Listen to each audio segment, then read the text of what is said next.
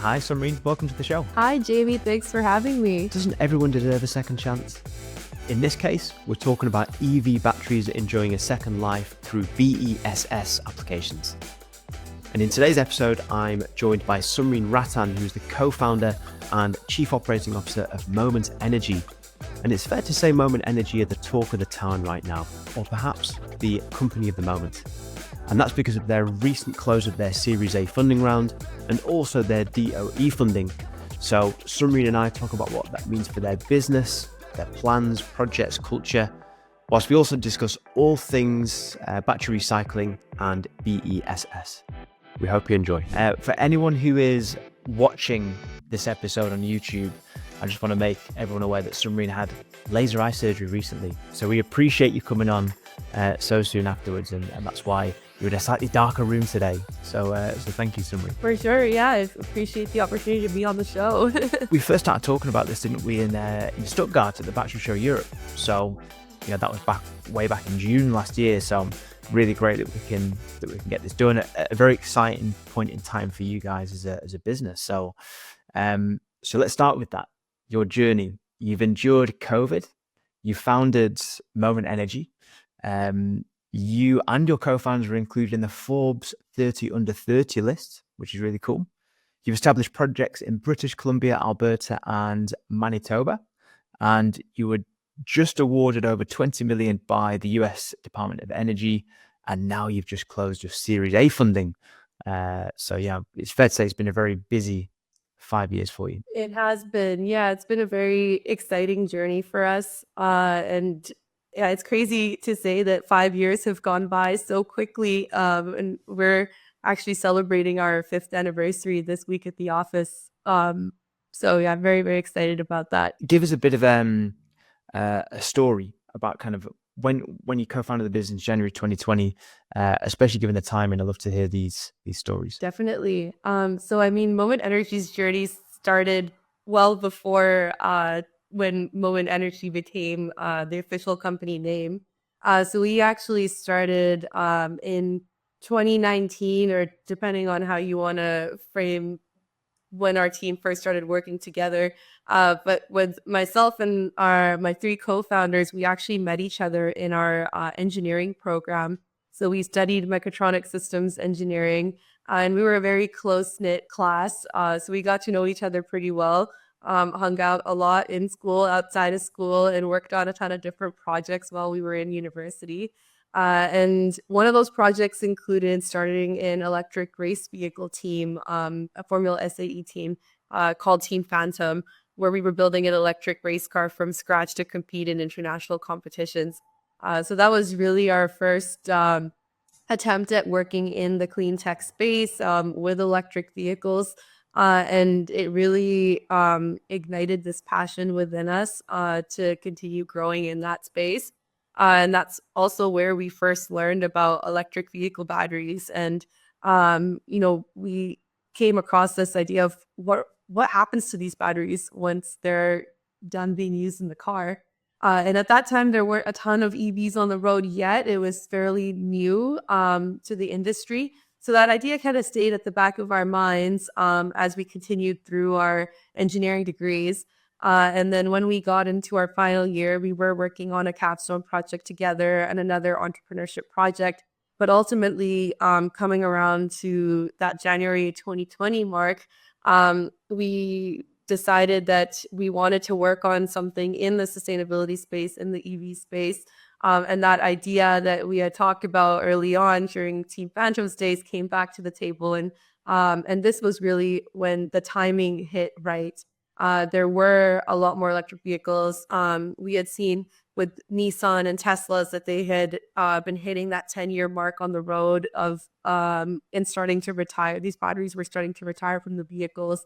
So when we went out with this concept and started interviewing different companies, different customers, we realized that this problem needs to be solved. Majority of batteries had been either sitting on shelves, being sent to landfills, or being prematurely recycled, but no one had been talking about this concept of battery reuse or repurposing, which we saw as a very innovative idea and decided to go into it full force. I'm just going to mix up the order of things actually.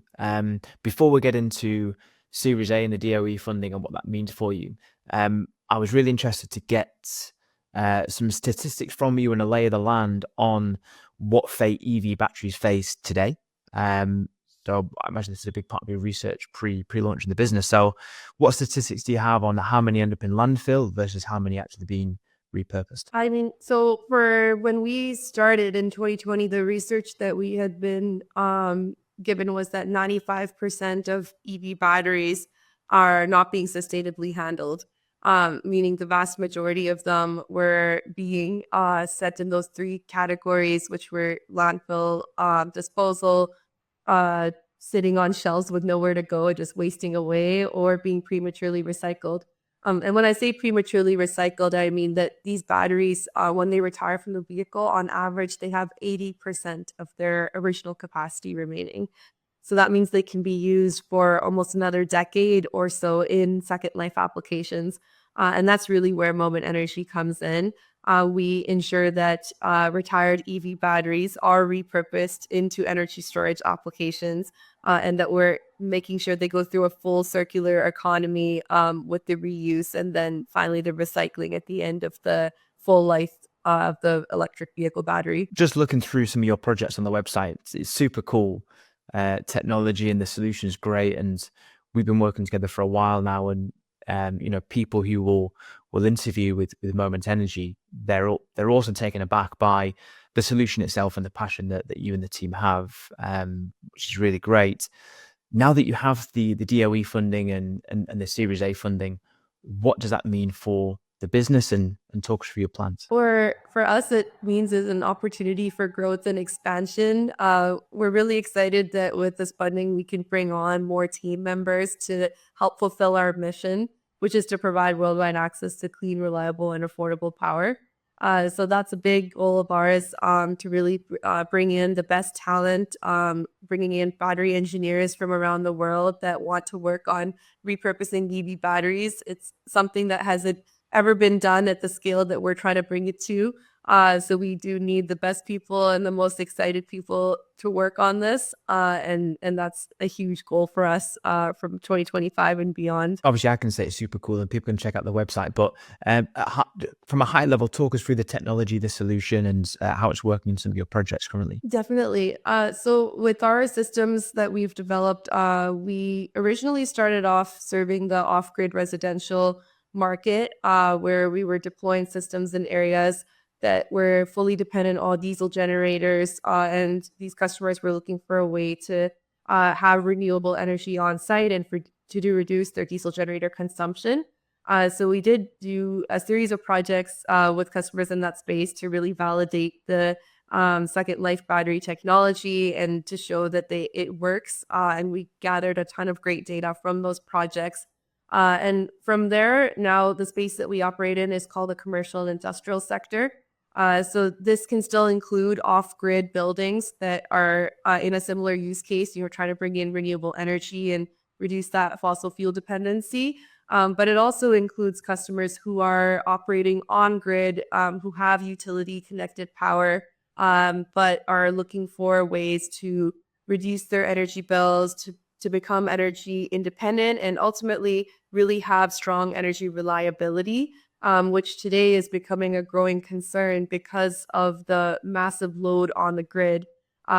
Where with technologies like electric vehicles, where we are very excited about the sustainability aspect of that, but that does put extra stress on the grid, where these electrical grids that we have weren't originally designed for these heavy power applications, and constant grid stress that comes from the charging and discharging of EVs, and even the setup of manufacturing facilities that have large power demands.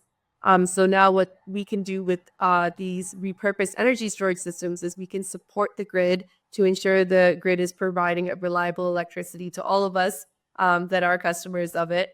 And for building owners that want to install EV chargers, instead of having to go through expensive infrastructure upgrades and long wait times with utilities, they can actually install energy storage on site and be able to provide EV charging to their employees, to their customers, and have that extra power that they need to run their manufacturing without any delays. In terms of where you generate your feedstock and where your customers are based, I know the business is still very young.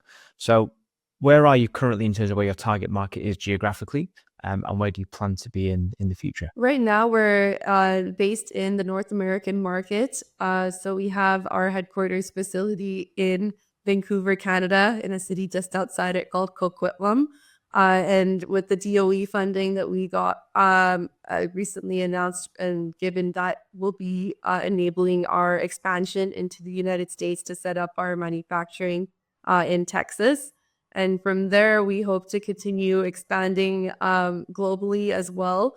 We really want to serve as much of the North American market over the next couple of years as we can, including Mexico, and then take those learnings and deployments and install and start manufacturing as well internationally into the future. It's a really interesting time. I've spoken to many leaders in the industry about this, the new administration, and kind of what areas of the ecosystem where the most opportunity is under the new administration area. And one of those areas I'm hearing is going to be materials, and the other one being recycling.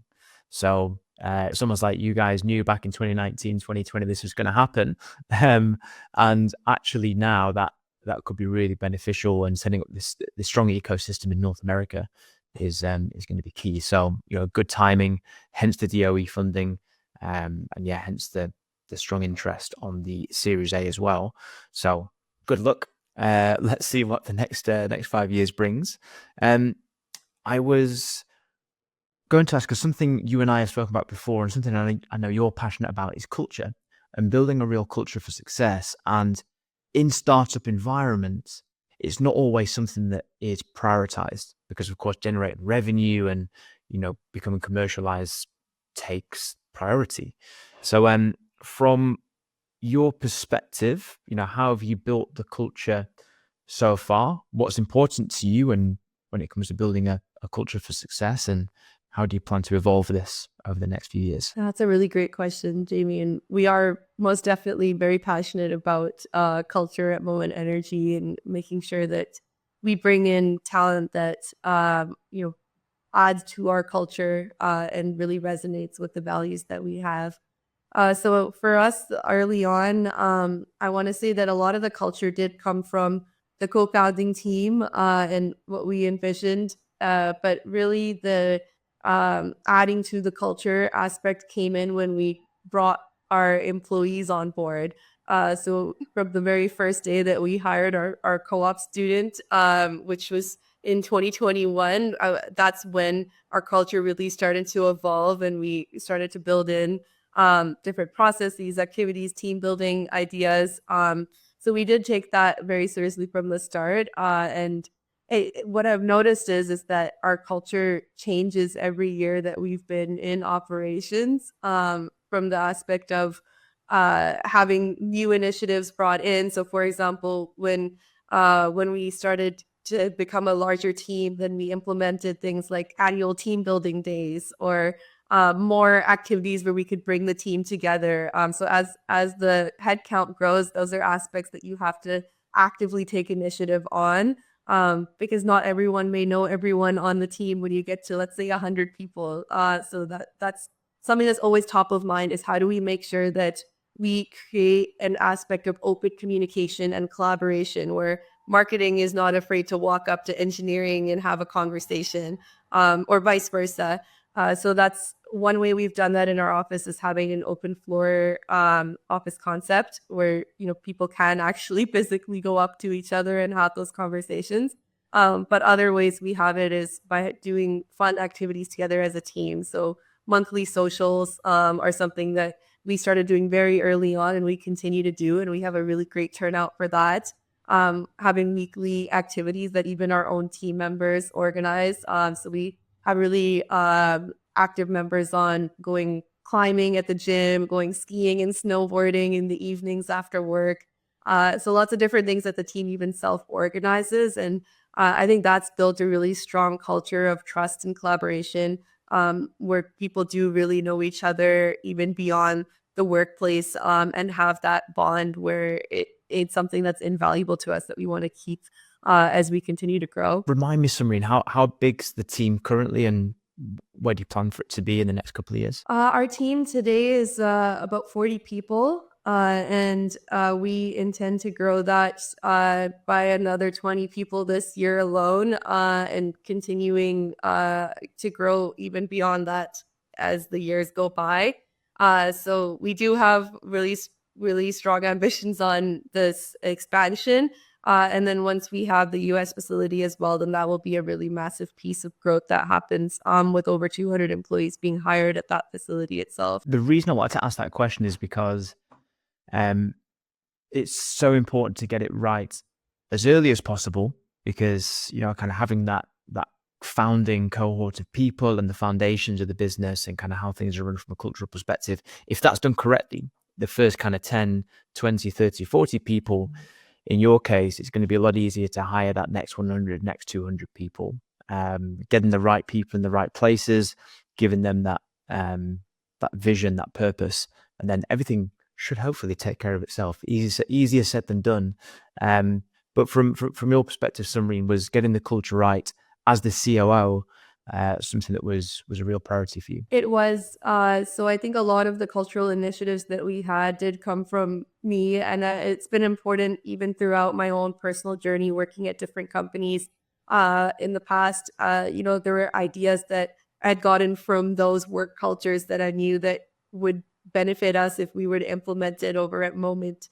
So that's something that I did take the lead on and continue to. One of our goals this year is also to bring in someone that can manage that cultural aspect and even higher level than me. So bringing in a head of people with many years of experience of doing this at other organizations. As now that we've hit 40 people and are planning to go up to 60 people, we figured it's the right timing to bring in some external expertise on that. But something that we also have learned is that implementing and really being transparent about what our values are has had a huge impact on our team. So it makes it very clear what our expectations are as an organization. And we've really honed in on that by putting our values front and center in all of the aspects of what we do, which means, every quarter when our employees sit down with their managers, they're being evaluated on the values portion of our company. We ask them constantly, does this resonate with you? Even through our interview process, it's very clear that that's something that's important to us. And one big piece of that is thinking and acting like an owner. That's one of our values at the company, which means that as a startup, we bring in some really incredible people to work with us. And we want them to take ownership of what they do in their roles and outside their roles. So we really have that culture of, not saying things like, hey, that's not in my job description, that's not in my title, because we do a lot of different things. You tend to wear multiple hats in a startup, and we want people that are adaptable, that are willing to take on responsibility outside of their immediate job description. And I think we've done a really great job of that with the team we have and even the talent that we're trying to bring in. I like that. Thinking and acting like an owner. It drives accountability, the right frame of mind, getting things moving. Super important. So no, that's exciting. Before we get into the questions from the community, we have two of those, and we have, of course, as always, one question from a former guest, which is a surprise. You don't know what that question is. But before we get into that, I have one final question for you, Sumreen, and it's a question I always like to ask the guest, is if you were to paint a perfect picture of how Moment Energy will look in 5 years' time, talk us through it. So the picture that I have in my mind is where Moment Energy has set up our battery manufacturing gigafactory in the US, fully up and running. So that one is a big goal of ours even before the 5-year mark, but I want it to be fully functional by that point. And then having another factory of that scale ready and set up in within that time period as well. So really having our North American expansion completed, having our Vancouver facility expanded as well with top-notch testing technology and engineers working here at the R&D center. And then essentially beginning our plans for our expansion outside of North America. So beginning that global reach and setup of facilities in other continents as well, because we know this is ultimately the problem of EV batteries, ending up in landfills or being prematurely recycled is a global problem. So we want to make sure that we're enabling these batteries to be repurposed across the world and helping even other organizations set up operations so that we can ensure that all these batteries are handled sustainably. Sounds good. And with your new eyes, after your laser eye surgery, you should be able to paint that picture even more beautifully. Not that my painting skills are that great, but they'll be new and reformed with my eyes. Me neither. Cool. So thank you, Sumreen. 2 questions for our community. The first one is, how is your level of interest from your target audience? I'd be interested to hear how your engagement is split between inbound inquiries and proactive outreach to bring companies on board in the journey as we try and reach net zero. So basically, the balance between inbound and outbound business. So, I mean, this has changed definitely since we started as a company. In the beginning, I want to say it was almost 100% outbound, where the 4 co-founders were doing customer outreach, and that was our full-time job in year 1 before we transitioned into our individual roles. But from then on, as we've grown our presence, through visiting different trade shows, enhancing our website, lots of different marketing initiatives, that split has changed. I want to say there's still a significant portion of customer outbound outreach, but not nearly as predominant as it was in the early years. So maybe closer to 60% outreach, 40% inbound, and that number continues to become optimized with a lot more inbound leads, especially in the last couple of years as we've had some success with different partnerships in industry with automakers, and with the recent announcement of the DOE funding. So there's been a ton more of customers and clients reaching out from different parts of the world that want to be a part of our journey. Interesting. I mean, with solutions like this to save the planet, obviously we work in battery technology as a business. It should be 100% inbound, shouldn't it? As well in terms of investment and things like that, both private and public. It should be, but that's just how the world works, unfortunately. But we will see. Second question. I would be keen to know how Moment Energy sees the circular economy evolving within the ESS space over the coming years. This is something that's super important to us as a company to see happen across the space, but I do see a huge push towards reuse, recycling, and other aspects of circular economy. So I mean, we're hoping that our position in industry, showing that sustainability and business does go hand in hand, encourages other entrepreneurs to come out and explore the same ideas for other parts of the ecosystem that are missing some of these steps. So I believe that it's going to be pivotal what we're doing, and over the next decade, there will be a lot more companies that come up and start working on the circular economy portion of the chain. And the final question, this time from a former guest, and it isn't the most recent episode, so you can't guess who it is. It's completely anonymous. But this former guest has asked, and as well, they don't know it's you on the show either. So it's just random. We have I think I've got 5 to choose from, and pick one of them. So as it's the new year, I chose this one. What do you see as your biggest opportunity and biggest threat in 2025? Oh, great question. Biggest opportunity would be the fact that there are a lot of batteries that we weren't originally aware of that could be a good fit for what we do with Second Life, or what we actually call Second Chance. So this is batteries that were originally allocated for projects such as EV, electric vehicles, or even energy storage projects. But for whatever reason, those projects got canceled, and these batteries have been sitting in warehouses with nowhere to go. So that's something that we see now as an opportunity to repurpose and put into safe and reliable energy storage systems, because we've created this process of being the first and only company in North America with UL 1974 certification, which means our entire safety process of testing and grading batteries or EV batteries has been vetted and approved by UL. And those learnings can now be applied to other batteries in industry where people are unsure of whether they can be used or not, or reused in second life.